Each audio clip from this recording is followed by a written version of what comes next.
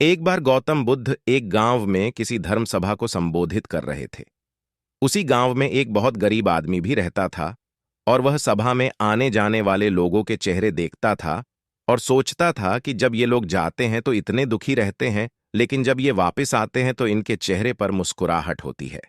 वह गरीब आदमी वहीं सड्डे ढेक के किनारे रहता था और उस गरीब ने सोचा कि भगवान बुद्ध सबकी मुसीबतों का हल निकाल देते हैं, तो क्यों ना मैं भी अपनी बात उनके सामने रखूं।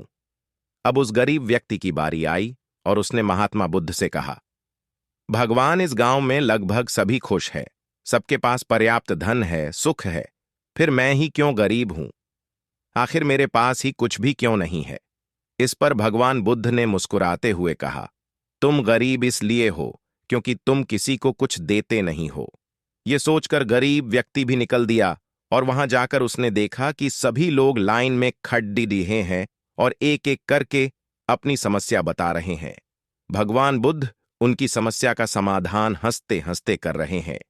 इस बात पर गरीब को बहुत आश्चर्य हुआ और भगवान से बोला, हे भगवान, मेरे पास देने के लिए कुछ भी नहीं है, फिर मैं कैसे किसी को कुछ दे सकता हूं? मेरा तो खुद का गुजारा ही नहीं होता, फिर मैं किसी को भला क्या दे सकता हूं? तुम्हारे पास देने के लिए मुस्कुराहट है, जिसे तुम लोगों को देकर खुश कर सकते हो। तुम्हारे पास मुंह है, तुम मुंहों से दो मीठे शब्द बोल सकते हो। भगवान ने तुम्हें हाथ पैर दिए हैं, जिससे तुम लोगों की मदद कर सकते हो। ईश्वर ने जिसे ये चीजें दी हैं, वह इंसान कभी गरीब नहीं हो सकता। गरीब होना तो सिर्फ तुम्हारा एक भ्रम है, इसे निकाल दो। यह सिर्फ तुम्हारी कल्पना है। इंसान जैसा सोचता है वैसा ही बन जाता है, इसलिए तुम भी ऐसे ही बन गए हो। भगवान गौतम बुद्ध की बातें सुनकर गरीब व्यक्ति बहुत प्रसन्न हुआ और मुस्कुराता हुआ चला गया।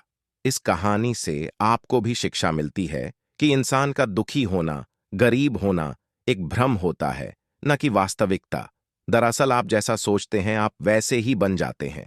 आप हमेशा दूसरों की मदद करें, आप कभी दुखी नहीं रहेंगे। दोस्तों, ये थी भगवान बुद्ध और एक गरीब व्यक्ति की कहानी।